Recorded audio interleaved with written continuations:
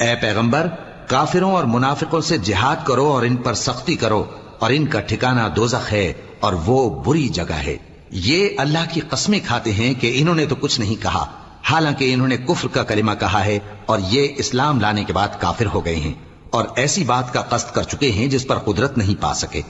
اور انہوں نے مسلمانوں میں عیب ہی کون سا دیکھا ہے سوائے اس کے کہ اللہ نے اپنے فضل سے اور اس کے پیغمبر نے اپنی مہربانی سے ان کو دولت مند کر دیا ہے۔ سو اگر یہ لوگ توبہ کر لیں تو ان کے حق میں بہتر ہوگا، اور اگر منہ پھیر لیں تو اللہ ان کو دنیا اور آخرت میں دکھ دینے والا عذاب دے گا، اور زمین میں ان کا کوئی دوست اور مددگار نہ ہوگا۔ اور ان میں بعض ایسے ہیں جنہوں نے اللہ سے عہد کیا تھا کہ اگر وہ ہم کو اپنی مہربانی سے مال عطا فرمائے گا تو ہم ضرور خیرات کیا کریں گے اور نیکوکاروں میں ہو جائیں گے، لیکن جب اللہ نے ان کو اپنے فضل سے مال دیا تو اس میں بخل کرنے لگے اور اپنے عہد سے روگردانی کر کے پھر بیٹھے، تو اللہ نے اس کا انجام یہ